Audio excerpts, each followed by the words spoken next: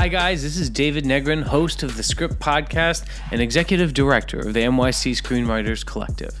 I'm excited to announce that we've created a Patreon campaign for the Script. Patreon is like a Kickstarter, but it allows you to give ongoing pledges every month and receive ongoing rewards. Of course, the Script Podcast will continue to be free, but we're just asking for a little help. So please, check out all our rewards, join our inner circle. Become a patron of the Script Podcast at patreon.com/thescript. Doctor Strange, you think you know how the world works? This doesn't make any sense.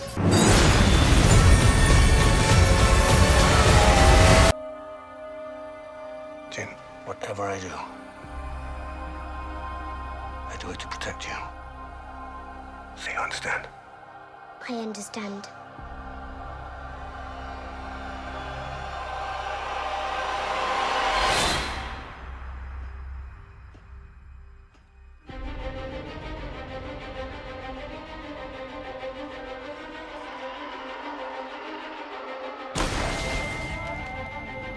You want to get out of here? Our rebellion is all that remains to push back the Empire. You think you might be able to help us? When was the last time you were in contact with your father? What is this? It appears he is critical to the development of a super weapon. If my father built this thing, we need to find him. All right. How many do I need? They are requesting a call sign. It's, Rogue. Rogue One. The power that we are dealing with here is immeasurable. If the Empire has this kind of power, what chance do we have?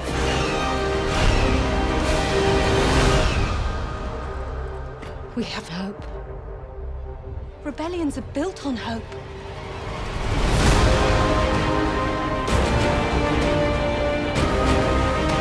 They've no idea we're coming. Take hold of this moment. The Force is strong. Make 10 men feel like 100. We'll take the next chance. And the next. You're rebels, aren't you? Save the rebellion! Save the dream!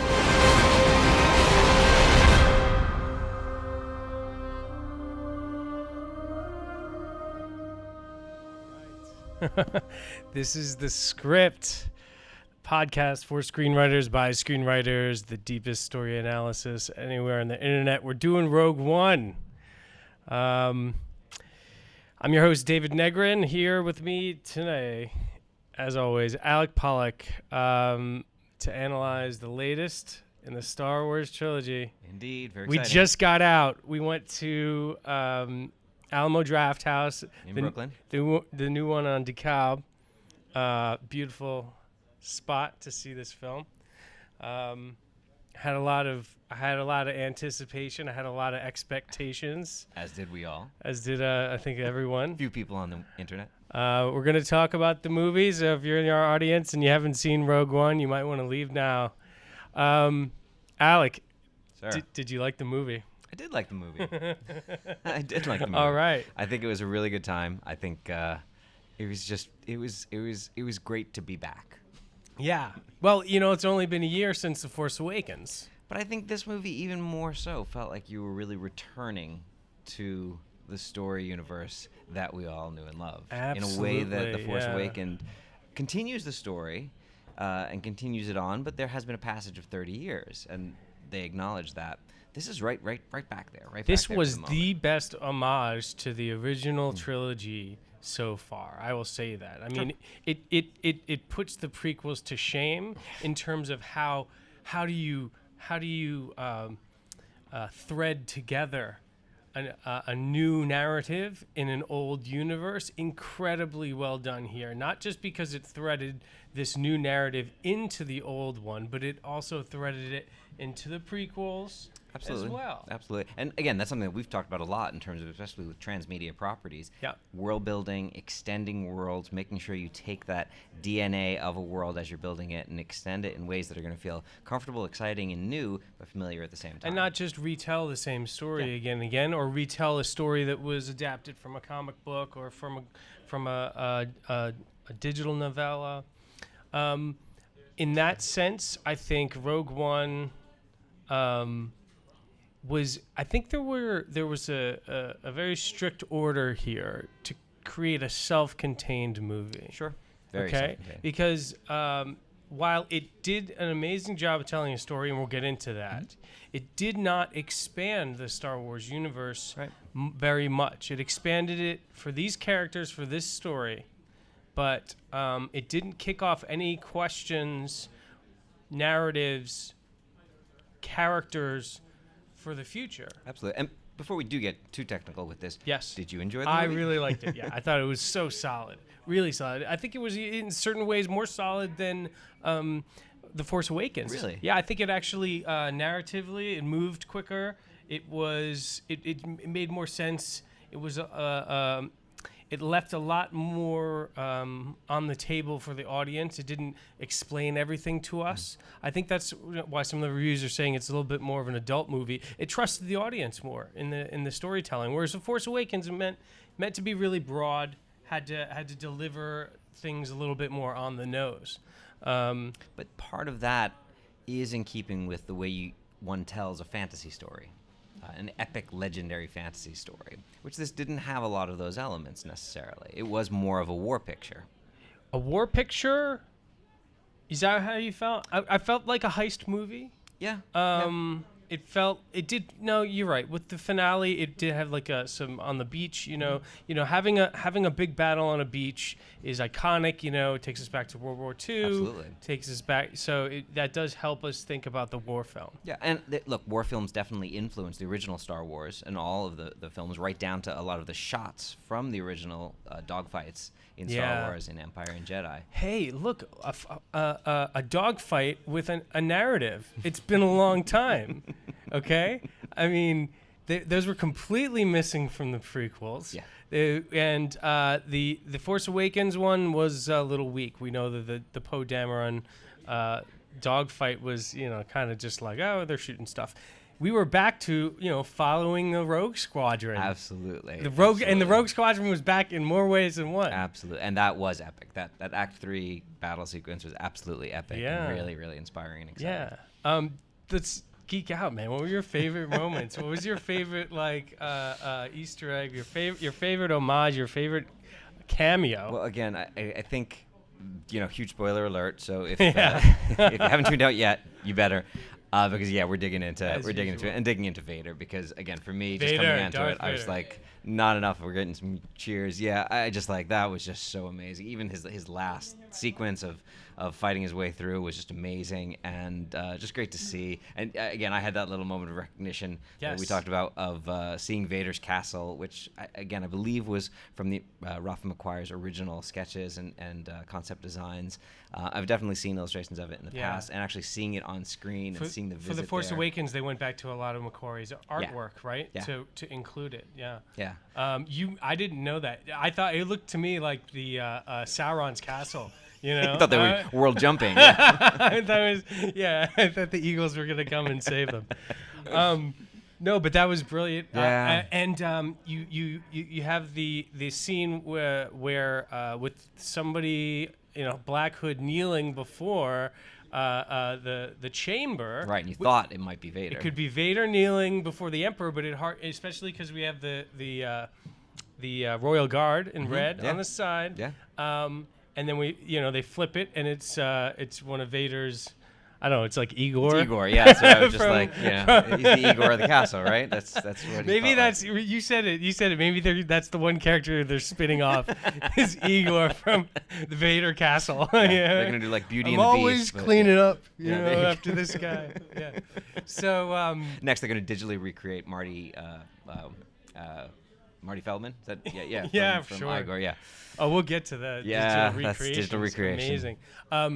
But then Vader's he's in the water chamber, right? Back to tank. Right, yeah, which is back to Empire and Luke, floating in his healing tank, right? Yeah. And again, I mean, that was really just the moment that really captured my heart. The last moment of Vader on the killing it, right as the Tantive 4 is taking off and he's watching it go. That's the connecting point. That was just so incredible and exciting. I wish there was more of that with the characters that were the main characters of this film, though. This Vader, fighting in his style, which is like a very, very sort of low, not high kinetic, but like low sort of energy, destroying everything in his path, using the Force, choking people, lightsaber, destroying, and then we realize that he's about to get on the ship where Princess Leia and I guess 3PO and R2 are there also. We saw them for a moment. Yeah. So they stitched it up. Do you think they stitched it right to A New Hope? It seems like it. I was doing some reading where it said that Tatooine, where we know the battle takes place right above Tatooine at the beginning of the original Star Wars A New Hope, it's right nearby Scarif, the planet where they're on. Fight, yeah. So it must be moments later they're that both the beachy. movie continues. They got more water. It's a little more tropical on Scarif. They decided to put the like the data center for the Empire in the Bahamas. I guess, but that's what I would do. And that's what I was gonna say. If you've got to have a place to work, you might as well work in comfort. Yeah. No one will think that all of our secret data is at the Atlantis Hotel and Casino with a Force shield, of course. Oh yeah, beautifully done. Yeah. So lots of echoes of Return of the Jedi. I felt this whole movie was a Jedi echo. Yeah. I think Force Awakens was an echo of Wars, A New Hope. Yeah. I thought this movie was the most like Jedi. I mean, it has the idea of, because in Jedi you've got the heist going on Endor at the same time as you've got the battle in the sky. Plus we've got the Mon Calamari ships fighting and the stolen ship. The stolen Imperial ship. Stolen Imperial ship, right. So a lot of echoes of Jedi. Before we move over it, though, you talking about the planetary shield, the special effects, some of the set pieces in this were unbelievable. Yeah, absolutely. Okay? You really got the scale of war. That was something war. That was I don't know that The Force Awakens even captured as much. This was about these grand, epic, sweeping visuals, and that like you're wondering how they're gonna get rid of the shield, and then they crash 2 Star Destroyers into it in that incredible gorgeous collision. Yeah. Unbelievable. Yeah. Just one ship cutting the other in half. We haven't seen anything like that in this universe. No. So. They made a big deal that there was no crawl at the beginning. Yeah, well, I was going to note that for the podcast. I was going to say no crawl. I'm a little disappointed. Well, what I was going to say is it really... It's almost like we went into the crawl of A New Hope, because right at the beginning, it is a period of civil war. It's like, now we're going to just take that and explode it, because you really see what they're talking about. I mean, when you go back and watch the original Star Wars, what do they send, like 5 TIE fighters after the Rebel fleet at one point? Yeah, it's like, yeah, really? that's so all many. You got? But this was right, and then epic. They unleashed the hive of TIE Swarms fighters. of them, yeah. Unbelievable. So yeah, that final scene was amazing. What about Tarkin? Tarkin was great to see. Wow. I thought that did a really, really great job of bringing him back. We got a lot of head nods. So yeah, I mean, we did have Tarkin at the end in Revenge of the Sith. Yes, right? You did have him step on. You had a young actor who looked a little like Tarkin in a younger look. He step onto the bridge of a Star Destroyer next to Vader. Watching the Death Star being initially built. Created. Right. Yes. But in Rogue One, Tarkin was back. It was Peter Cushing right there. Peter Cushing was back. How did they do this? Yeah.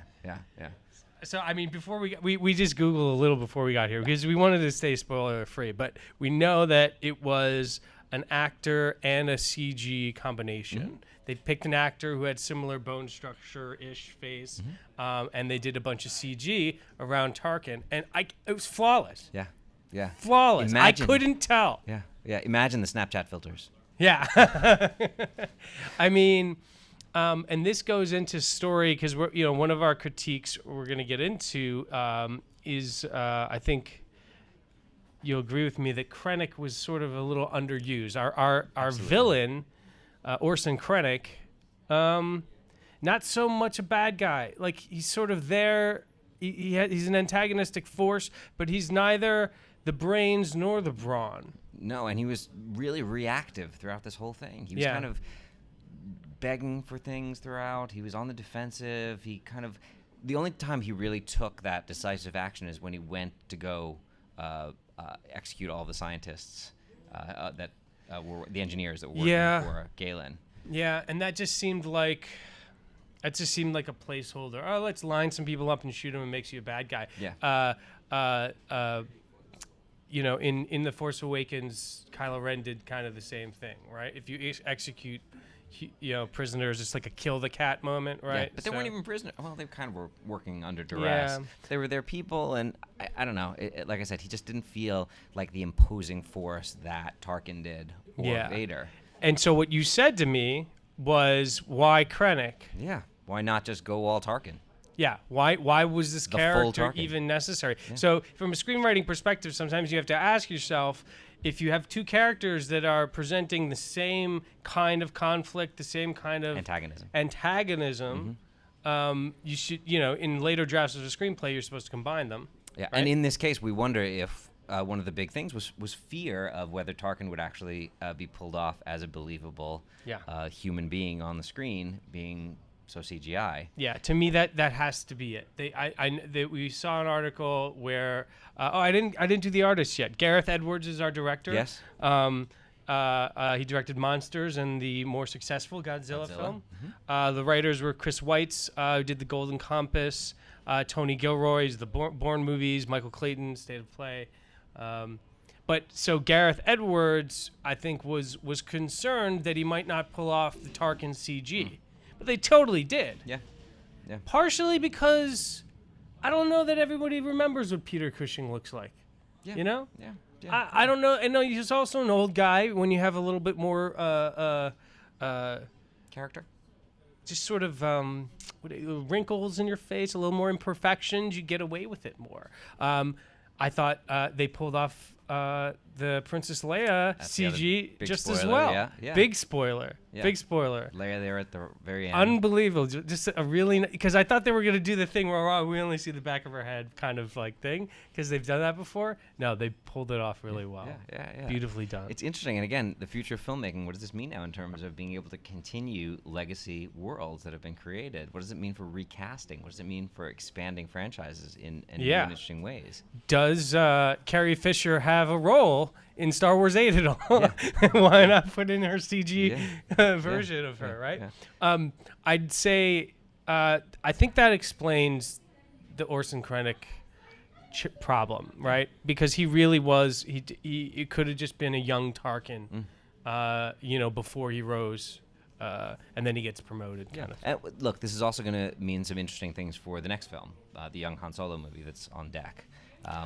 Where are they going to go with that? Who might we see again? What's going to be knit into that story? Right, that's got to be 15 to 20 years before Rogue One. Absolutely, absolutely. Okay. But there may still be characters that we are familiar with. I'm sure they'll sneak some of them in. So I'm really excited to see who's gonna appear. Oh, that's gonna be great. Donald Glover was wearing the Lando mustache at an award show the other night. Did you see it? No, I didn't. He looks great. He looks great. So story. Let's talk. Anytime you get an inkling, like a reminder, a memory of some awesome moment, just jump in. But let me just say, from a screenwriting perspective, if you were in charge of writing Rogue One, what's your first instincts? What's the challenge here? I think the challenge is knowing that you've got a lot that exists already. Mm-hmm. You've got to operate within it while maintaining the feel of a Star Wars story, making sure you've got, like I said, that DNA of that story that carries through. And I think that's a big challenge, especially when not following the Skywalker clan, because that's your mythic but that fantasy I think story. is the what makes it easier. It makes it there are no main characters from the canon that you're following here. Yeah. Is there any? I mean, Tarkin is the closest thing. Vader, of course, but he's barely in it. There's no one else that you have to whose storylines you have to line up with. All you need to know is that, they get the plans to Princess Leia by the end, right? Otherwise, have fun. Yeah. So from a screenwriting perspective, this is kind of like one of those one-off TV episodes, where they do an episode on a character that's no longer in the place where on the main set with it has only one main character in it. They do that sometimes to save money. So in a way. And I think they missed an opportunity here to kick off new characters. They killed everybody. Nobody's left after Rogue One. Yeah. Right? Yeah. I mean, Jyn Erso does not have a future. Unless, I don't know, I got to check Reddit and see if there's any Star Wars, to see if there's any theories on that. Well, does anyone in the audience have any theories? Yeah. Well, then they'd be in the next film. So I think that's why they killed them. Well, yes. I mean, of course, that's the problem. She had a sequel written into her contract. She did. Yes. So okay. So Jyn Erso has to come back at some point. Maybe as a retro. A prequel. Yeah. Okay. Prequel. But I mean, they did not show them die on the beach. They had this great romantic. They could get saved last minute by the Millennium Falcon, or by the Millennium robot. Falcon saving people last minute. But by the robot, by K2. He got killed. Or did he? Right? The right. robot. Right. Come on. Kate. Okay. We have to take a moment. This was by far the funniest Star Wars movie because of K2. Because of K2. Yes. Yeah. It was great. Yeah, that was incredibly well done. You were laughing out loud. I was. It's so funny, and it was dark humor. It wasn't like fluffy, G-rated humor. Alan Tudyk, from Firefly. Yeah. Right. He's a genius, and it said that he was improvising on the set all the time. Yeah. He got into the K2 character. But it had that sarcastic humor that was from the original Star Wars that Han Solo carried. Yes. And where, Diego Luna's character had kind of the Han Solo swagger. He didn't necessarily have the He didn't have the humor. jokes. No. Yeah. But it was rebalanced. Which is why I'm to the droid. glad they didn't pursue a romantic plot there. They almost did for a minute. I was like, don't do it. Don't do it. You and me both. I think we were all feeling that, and they may have shot that. Yeah. We'll see what happens they cut that out. But I think it was so funny. And in that dark sense that the original trilogy had also all the sort of making fun of droids as second-class citizens and, just like an adult humor here. Yeah. And so I thought that was brilliantly done. And I think in terms of screenwriting, today's blockbuster movies, to not have somebody do a pass on the comedy or to have a brilliant comedian like Tudyk in the comedic role is a crime. Absolutely. And again, 3PO was a big force of comedy in the original as well. Yeah. In that idea of he showcased human failings, human weaknesses, in the same way I think that K2 did. But we also had a little comedy between the blind guy and his buddy, right? They were kind of like the R2 and the 3PO sort of this movie, right? Another geeky moment in that, I don't know if you caught it, where they said they were the guardians of the Wills. Did you catch that little throwaway? No. The original title of George Lucas's magnum opus that he had planned out was and again, I'm not going to quote it the original, but it has to be the Star Wars, something Yes. of, I think something like Guardian of the Whills. Like that was part of the original title and part of what the Jedi were all supposed to be about. But to my knowledge, I don't think that they've mentioned it within any of the films to this point. I think it may be in some of the canon expanded universe shows. So those knights were guarding the Kyber crystals. All right. So there is a prequel novel that I read that has some information about the entire movie. It's called Catalyst. It's one of the prequel novels. The entire movie is Orson and Galen. The entire book. Yeah. Of Catalyst. Excuse me. The book of Catalyst is about Orson and Galen.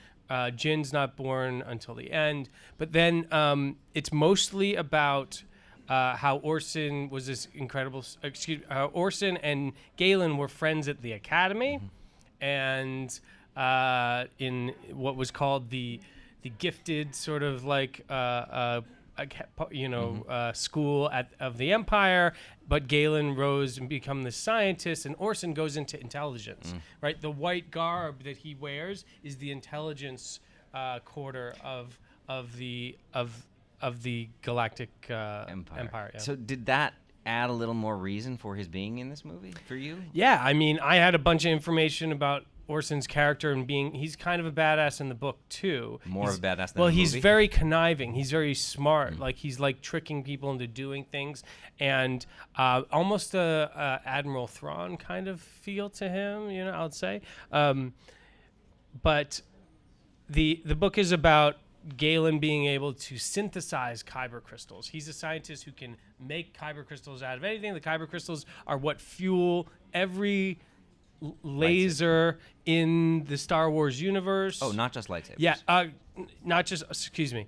It fuels the lightsabers and it fuels the lasers on the Death Star. Right, yes, okay. Right, so the Death Star's lasers and the lightsabers are fueled by these special crystals. But, you know, that was about it. And you can't rely on every member of the audience to read this background material. No, but it didn't enrich Orson that much. Like, it really didn't. I think they had the problem with we've established that Orson is a stand-in for Tarkin. Yeah. Anything? So what was it? I'm trying to think some of my favorite openings. I really liked there was all these like small homages to like the Force, right? To like there weren't any Jedi, right? Mm-hmm. Oh, one of the things in the book is that Lyra, who's Jin's mother, is Force sensitive. Mm-hmm. She's not. She believes in the Force, and that's why she gives Jin a kyber crystal to wear, and she says to believe in the Force. So the Force is around, but there's no overt usage of it. Yeah, besides Vader, right? Yeah. Let's see. Yeah, we had James Earl Jones definitely did the voice, and you're looking for any of the other little cameos? Yeah, I'm looking for the cameos. Donnie Yen's character. Was the blind, like kind of martial artist guy. He was constantly talking about the Force, like believing in the Force, almost as a religion. Yeah. But it gave him power. Who's to say he wasn't channeling the Force? Channeling the Force. Yeah. At a certain point, he knew that Diego Luna's character was going to assassinate. Galen. Yeah. Right. He said he could see the darkness around him. There's a lot of that kind of subtle usage of it. Even Jin, when she's kind of like holding the crystal when they're waiting to see if their call sign and their passage, their false ID or their credentials are going to let them through, she's holding on to the necklace as it would give them luck. And it does, and it all works through. So I think there's so no the Force is present, which is great. It's a great way to do it without having any Jedi in your universe. Right. Which, Jedi present an antagonism problem. If you Jedi... one of the problems with Jedi is that they're all powerful. They can do all kinds of things. One of the problems with the prequels is you don't believe, Anakin or Obi-Wan could ever be hurt at all. Right. So Bail Organa shows up. Jimmy all Smits, right? Absolutely. Jimmy Smits. What does that mean for the story? Yeah, I mean, he obviously has been around helping to orchestrate things. There's the moment where the Senate is still in power. Yeah. In fact, they might be. The Senate's in power, and the rebellion has a strong presence now. They're putting a political pressure on the Republic and the Galactic Army at this point. Yeah, and again, this is before the Senate is dissolved. But this movie seems to be the reason why it was dissolved. When that whole rebel fleet shows up above this planet and attacks, that is the excuse that the Emperor you make needs a good point. To say, all right, enough. That's like it's like an opening. It's a declaration of war. Yeah, exactly. So you could say that the Senate is dissolved, sort of in reaction to the battle at in the Bahamas. In the Bahamas, yes. Where is it? Okay. Let's see who else. Mon Mothma looked great. Mon Mothma was great. Never looked better. Reprising her role from episode 3. Yeah. K2SO was hilarious. And the two guys from the cantina that show up on Jeddah. Oh my God! I know. The guy who has the death sentence on 12 systems. Exactly. Great cameo. Exactly. Great cameo. Again, very and geeky, the walrus face guy. Yeah, exactly. Beautifully done. Had those Star Wars. They bump figures. into him. Exactly. We don't want any trouble. Exactly. He's always looking for trouble. The cargo pilot. The guy was like, they took him and then I think he sent a message and then that's how the girl picked up the message and then delivered it to everybody. Remember this guy? Which cargo pilot? He was the one when they came to the Empire territory. He was the one that told him how to navigate inside. You don't remember? No, I don't remember that guy. Riz Ahmed's character? I don't remember exactly. It was the pilot. Yeah, the pilot. Riz Ahmed, who is Bodhi. captured. We haven't mentioned him Bodhi, yet, but again, he had kind of a solid role throughout. I thought he was good. I thought he was solid. Have you seen The Night Of? Yeah, I watched The Night Of. That's where people have been talking about. Yeah, him he's a brilliant actor. He's great in that HBO limited series. There's been a lot of talk about the multicultural cast as well, and how we really had a great group of actors from a lot of different backgrounds. Yeah, and it was so natural. You didn't make you weren't putting a finger on it, No. It was just that's part of the Star Wars universe, right? Absolutely. You've got robots, you've got aliens, and you've got all kinds of people on the rebel side. Rebel side. It's something that they just underscored here because there's a lot of white British men in uniform on the Empire side. Right, doing their imperial thing, yes. right? I think that at a certain point, speaking of Alan Tudyk, at a certain point, I felt a little bit like this crew. I felt a little bit of Joss Whedon in this. They did a great job in terms of putting an ensemble together and giving everybody enough meat that you didn't feel like it was just Felicity Jones' movie, right? Definitely. I did question why she was the only woman on the team, though. It was a little odd. It just felt a little off. In the Star Wars world, they seem to be pushing to have a lot more balance in it. Well, she's Force the Awakens. lead, and She is. Force Awakens has a female lead now. It did. So you gotta. It's about balance. We had some Rogue Squadron female pilots, at least 2. I know. A bomber and an X-wing pilot. That was great. Well, look, I'm always looking for great female heroes for my little girl. So yeah. What about the Blue Wing? Yes, she was there. The Blue Squadron. Yeah. What kind of ship is that? Does anyone know what kind of wing that is? It's not a. The Y-wings, I think, were the yellow. Yeah, the squadron, Y-wings the are gold yellow. squadron. X-wings are our classics, but we've got this new ship that apparently gets retired before we get into things. Which is great because you know what? That is something new. That was one of the only new things of this universe is their ship. And the stormtroopers. The Death Troopers, the black Death Troopers. Yeah, and the Scarif Troopers. Yeah. Yeah. Right, and they had a tank trooper, and they had a rainforest trooper. Gotta sell the toys. Yeah, you gotta sell the toys. Let's talk structure. Structure. So I was just gonna ask. Yeah. All right. As we were talking about it, it seems like there's a lot of classic structure in here. Let's talk backwards. Act 3. Really backward. Yeah. It really felt to me that the whole Battle of the Bahamas really was our Act 3. You mentioned that it's a heist picture. Yeah, it's a and heist. We really literally had the storming the tower in the end. That classic finale. Did we have 3 plots going on or just 2? We have the Mon Calamari leading the rebels, right?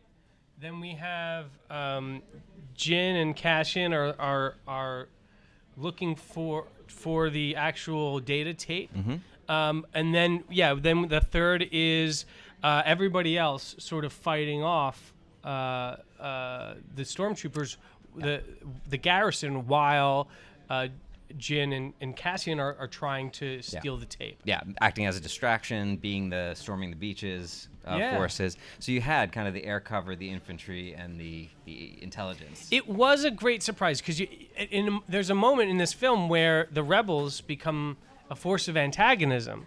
There's a moment where the rebels don't want to help, right? It's very Rogue One absolutely goes rogue. Yeah.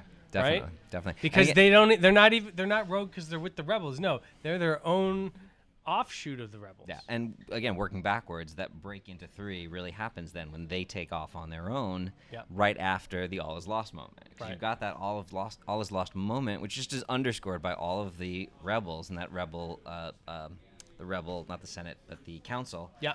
Loses faith. They say, the that's it, rebellion break off, faith. We got to go into hiding, like we can't fight this, we can't stand up, all is lost, basically. They all but say it. Right, because the Forrest Whitaker character, Saw Gerrera, he represents what would be sort of like an extremist wing of the rebels, right? Like a militant wing, and which is why they broke off with him.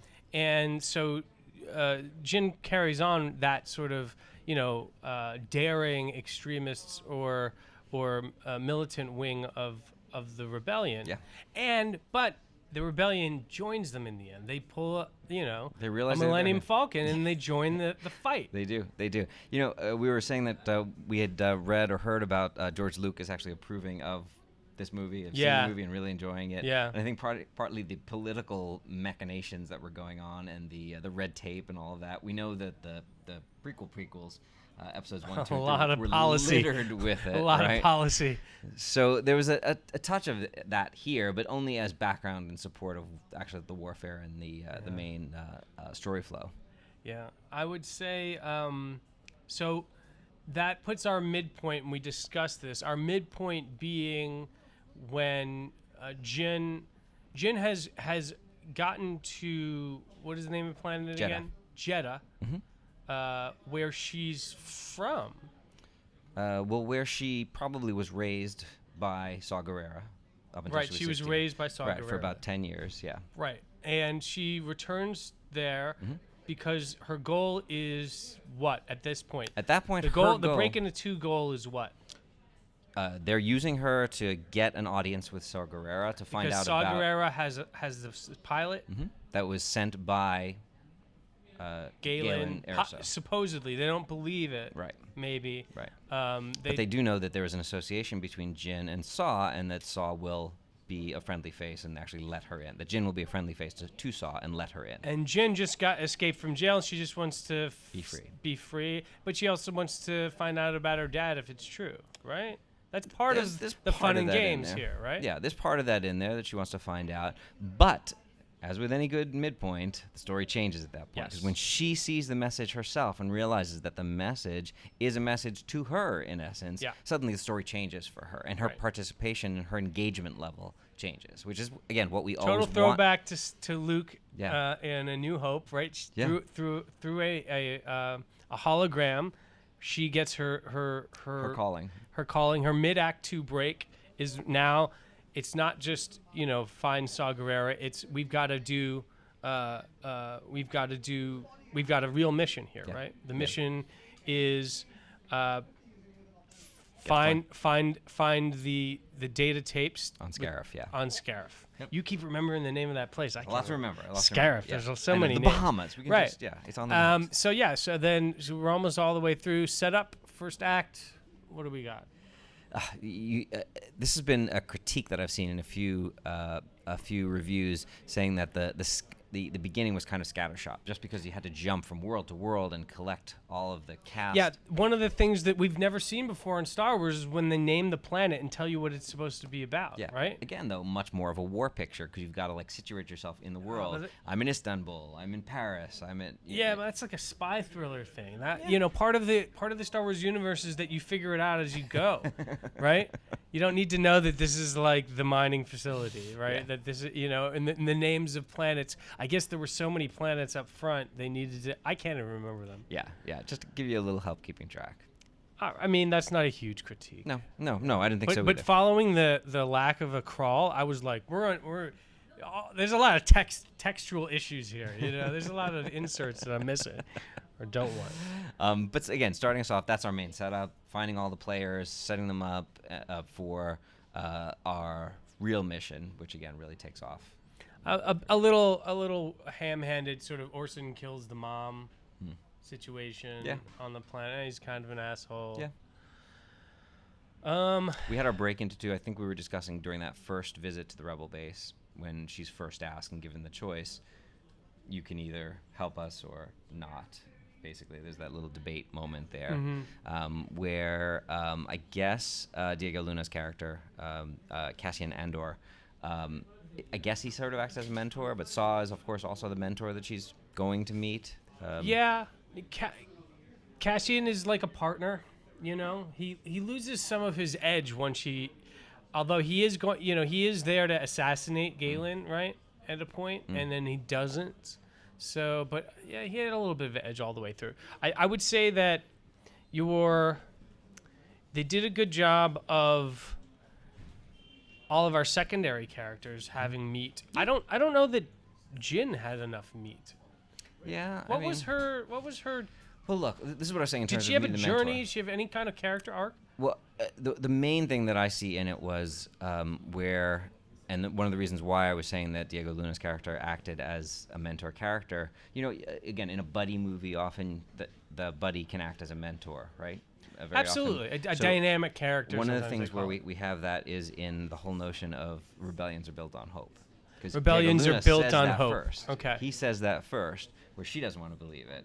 And then in the end, she gives that speech where she talks about rebellions are built on hope. She gives the line again later to the rebels. I see it during now. that all is lost moment, when everyone has lost hope, she's trying to inspire them with that same. So she goes from someone who doesn't want to be involved, doesn't want to be a believer, to a leader and someone who really is going to take charge. That's a great arc for a character. She did not give off the hopeless vibe in the setup. She was kind of playing it, but didn't really believe it. She was in prison. We didn't, and she does try to escape when they rescue her ish, but she doesn't go all the way towards, I don't want to be a part of this. You know, Han Solo left. You know, I mean, Luke gave plenty of. Luke said, "I don't want to go with you." Yeah. You know, there's a much stronger refusal of the call, which would make the arc towards hopeful stronger in the end. If she really walked away. She really did. Let's see. Any other favorite moments? I keep thinking of the Princess Leia. I did not see that coming. No, it was great. It was, it was interesting to go also as the data evolved. Because, again, part of the issue with this whole thing is, like, we, have, our little phones and we're transmitting plans back and forth to each other all the time. And we don't require any kind of major heist. It's just, Bluetooth or Wi-Fi or whatnot, LTE. So they had to like kind of work their way around that because there was a transmission of the data, but it was a huge data file they kept saying. Yeah, it had to get through the shield. Yeah, so they had the big giant tape, and then that was transferred. That was cool. It was like a big old hard drive, right? Totally, it looked like an old... Totally. They had the big hard drive they were putting in, which then was transferred to the giant USB stick. Yeah. Which was then what Leia puts into R2. Right. The little, it was like a credit card size. Yeah. I loved it. So it was nice to have that as like a little evolution, seeing the data flow through. And I just watched Star Wars last week, and I'm going to watch it again just to see how it carries What was through. the one, the discussion that's had on the Death Star? We talked about this that has like a lot more relevance thanks to Rogue One. Yeah, this is the conference room.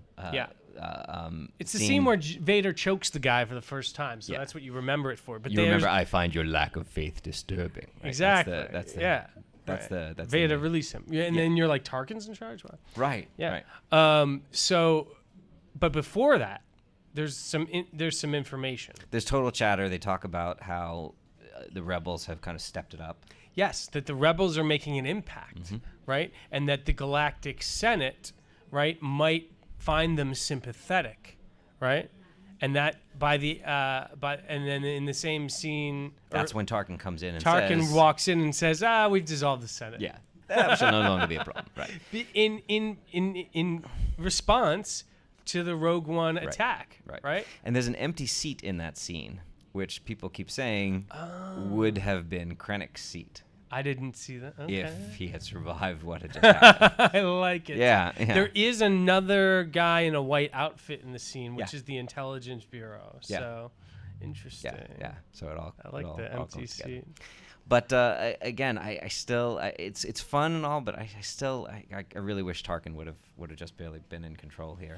Yeah, I mean, in a way he was, but yeah, I mean it's I think what they've done with CG in this film was amazing. I think they spent a lot of, with a big budget picture like this, it's always about how much money do you spend on production itself, shooting on location or on sets, and then how much do you spend on CG. And they spent good money on a shit ton of money on the CG in this film, and it paid off. Like they did it in great epic ways, Yeah, and not necessarily in an episode 1, 2, or 3 way. Prequel. Yeah, right. In the prequels, there's so much CG all the time, and it's too much. It doesn't have an impact. Eventually, you get numb to it, and you realize they didn't spend enough time on the story itself and production. Yeah. I would say. Yeah, I was trying to think of the earlier. Oh, the explosions, the Death Star itself. Every time the Death Star does one of these focus blasts, like a nuclear annihilation. That the first one on when they blow up Jeddah City. Yeah. Jeddah City. It's like this. It's like it's a tidal wave of rock, right? It's like a rock. Like a tectonic tidal wave. That was insane. Yeah. That was gorgeous. Yeah, and seeing it happen then again, which is what did in our heroes at the end. So we knew what was coming because it was what did in Saw Gerrera towards the beginning. And who knew the Death Star had like a low setting? Right? Yes. But do you feel just again we've kind of hit all of those points? Do you feel that they were hit solidly? Do you feel like it was a little the structure is solid. It pulled you through the story. It got a little bit complicated with all of the with the three. You've got the rebels, right? The rebellion, right? Then you've got Saw Gerrera's crew, which are like the extreme, and then you have the Knights of the Wills, the Wills as well, and they all had different sort of goals.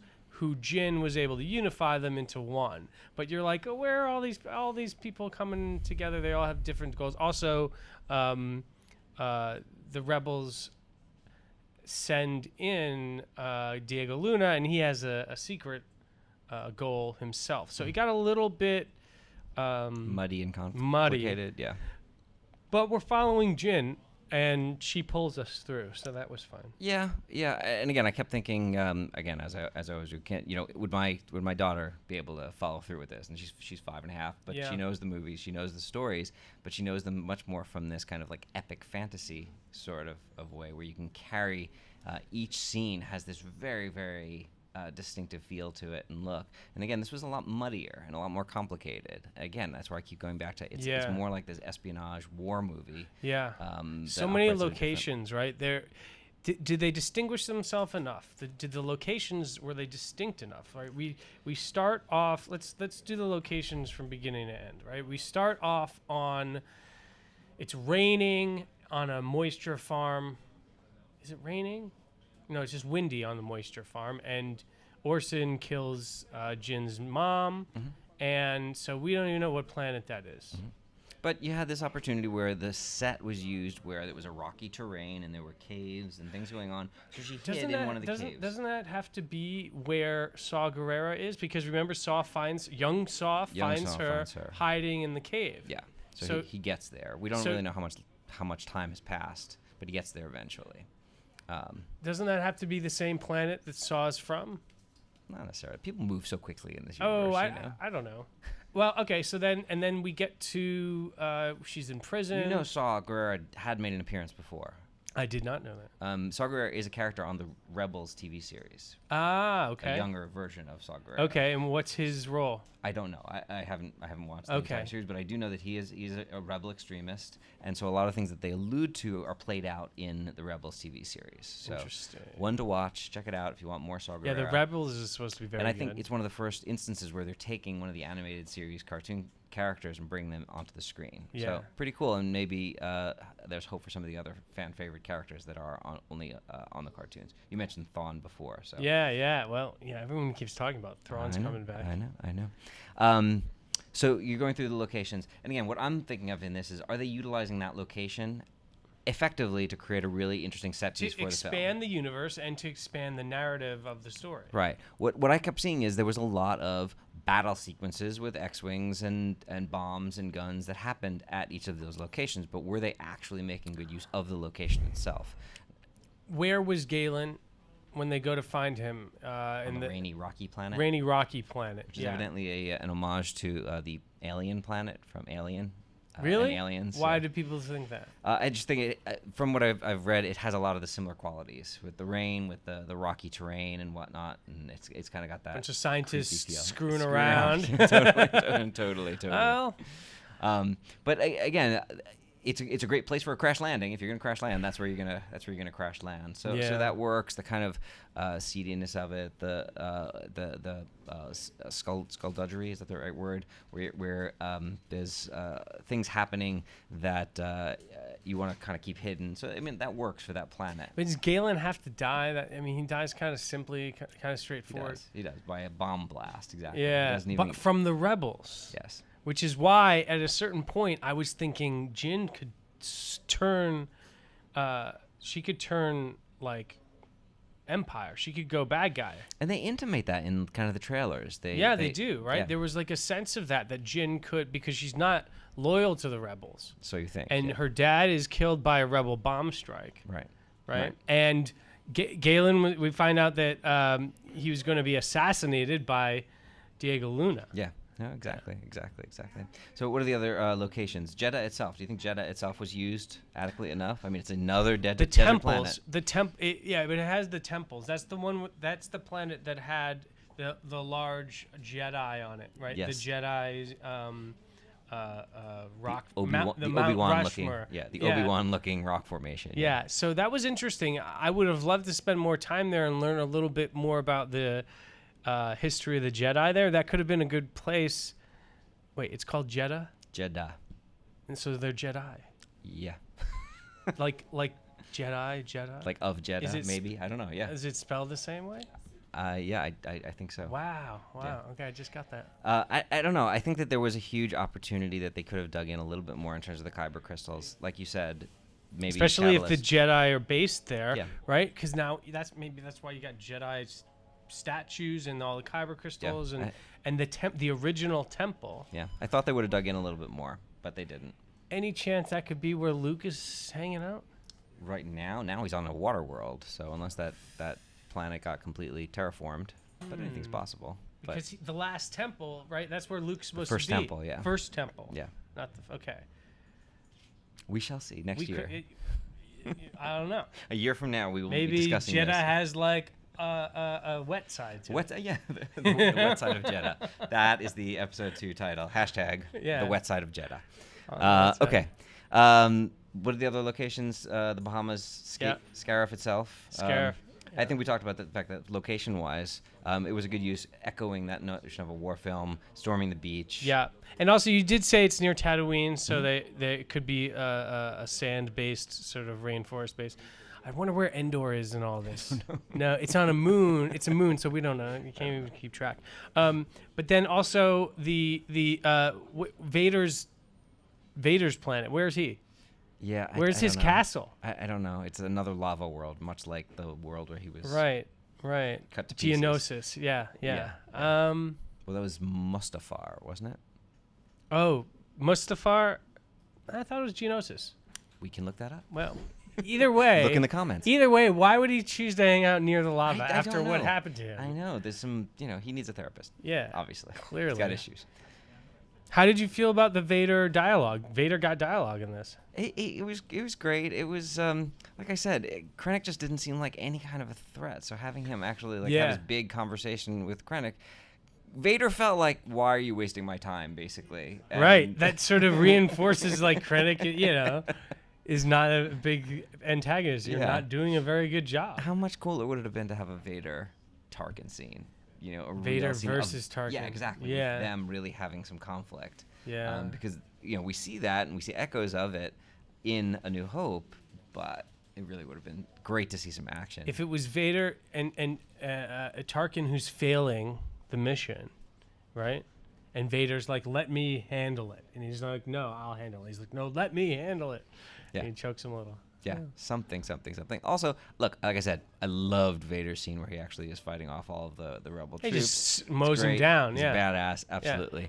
Kind of also would have liked him to try to pull back the starship, because there's nothing. That would have been so cool. Force, right? Try to pull it. Yeah. Have you watched? And again, I'm forgetting the name of this series, this video series, podcast series, but we can put it in the comments.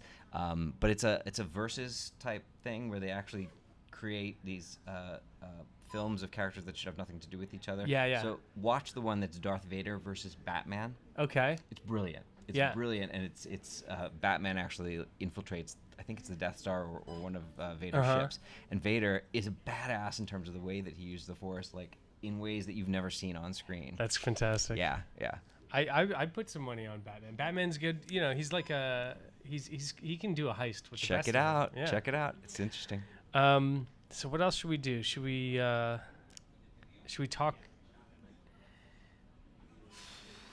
Well, so there isn't really any impact on the Star Wars universe from Rogue One. No, it's everything we expected. No, I'm saying there's no extra narratives unless Jyn lives, right? There isn't. I thought we might have seen seeds of Captain Phasma or somebody. See, I thought Jyn could become Captain something Phasma. Like that, right? Right?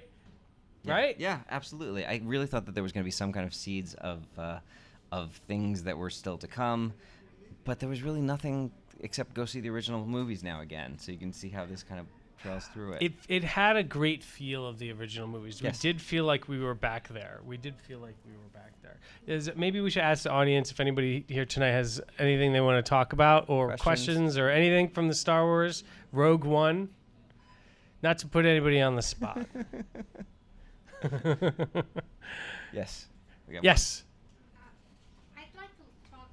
You guys talk a little bit about you were talking about Jyn Erso's character arc.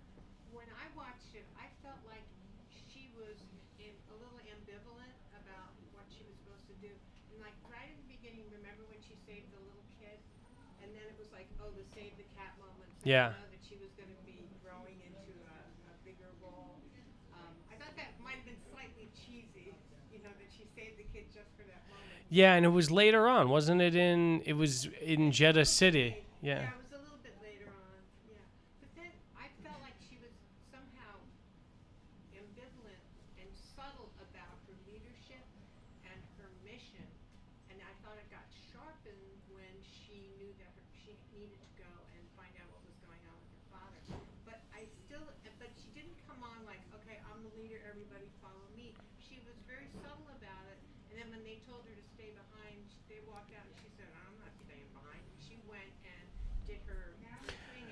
And I thought it was an interesting way to portray, a female lead character, that she was somewhat ambivalent and also not necessarily, hitting everybody over the head with, to take charge. Okay, that's an interesting comment. So that just to repeat it, Jyn Erso is a different kind of leadership. Being a female leader, she didn't hit everyone over the head saying, I need to be in charge. I need to get everybody together and go do this my way or the highway. She decided to.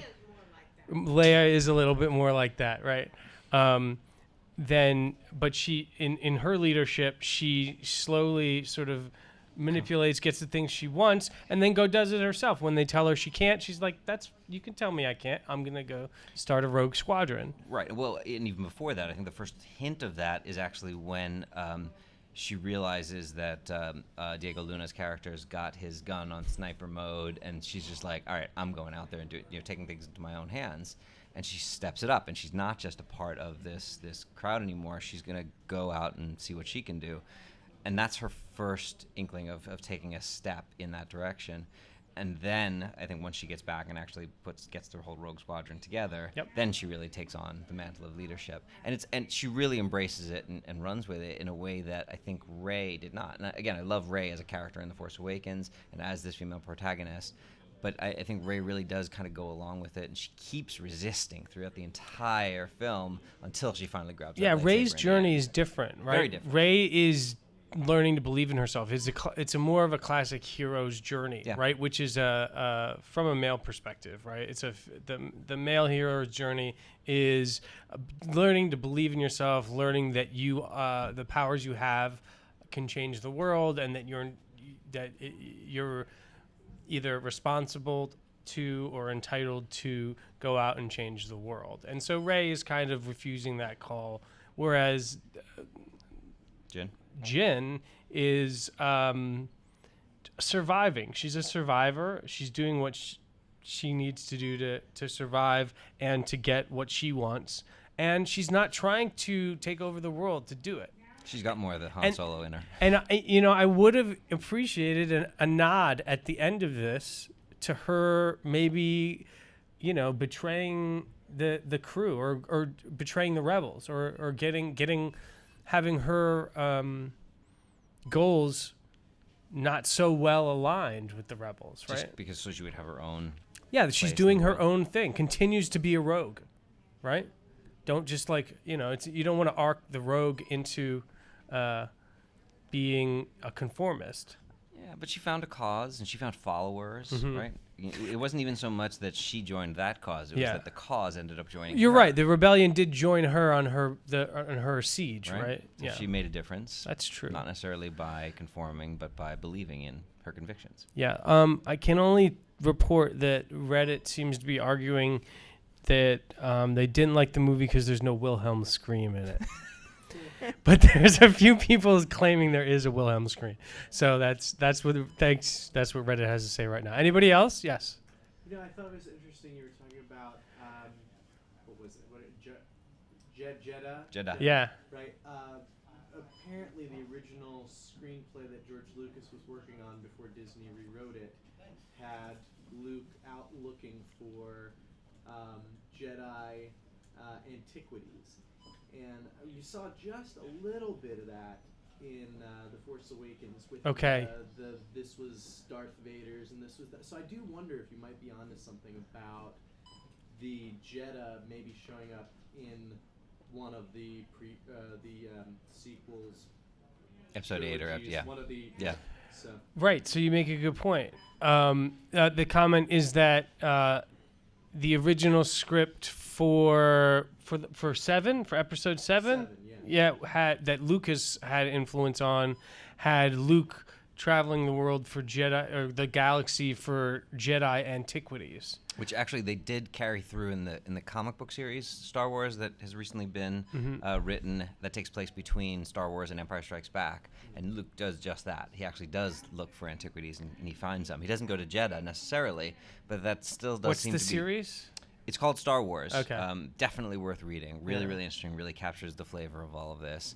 And it is canon, evidently, by the new Disney standards. The new canon. But there definitely is something to that, and I think even just the fact that they're saying that Luke is on this world where there's the first Jedi Temple. He's looking for healing or power from all of that. I think definitely we could see more of it. Yeah, and Jeddah. I mean, Jeddah is where you go if you're out of lightsaber crystals. Yeah, but also the idea that there's knowledge there or ancient sort of like a Jedi holy scriptures or something. I guess that was all. Wasn't that on Coruscant before they blew it up? I mean, like the Jedi Temple on Coruscant was kind of like the library. But maybe that's the new Jedi temple. Yeah. Temple. The first Jedi temple being. Yeah. I think somewhere. you could see Rey having to construct her own lightsaber, which is part of kind of the Jedi lore. That's something that they do.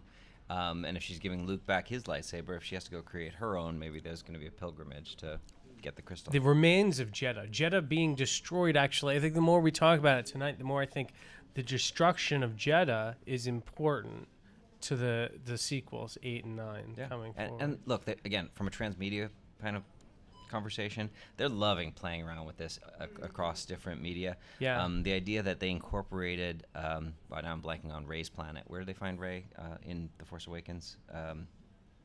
Anyway, her planet, they incorporate the battle that takes place there, where the Star Destroyers landed, that she kind of flies the Millennium Falcon through, in the Star Wars Battlefront game. You can actually play that battle.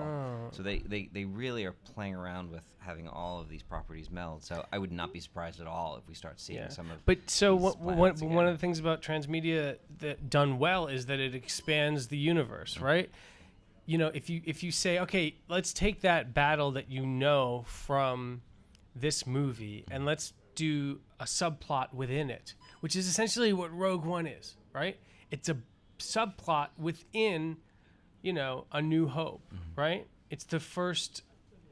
It's the 20 minutes before A New Hope, right?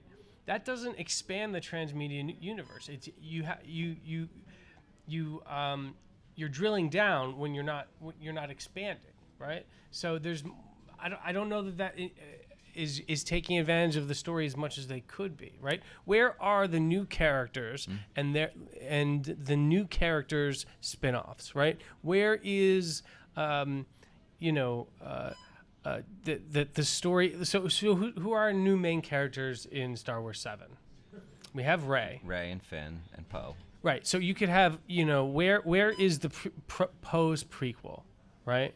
Or the Poe Chronicles, or where's like Finn at the Academy, right? If you're gonna have main characters expanding their universe, that's like where transmedia is. But instead of just doing, the companies have to have more courage to say, okay, we know that this storyline will be accepted by the fans. Sure.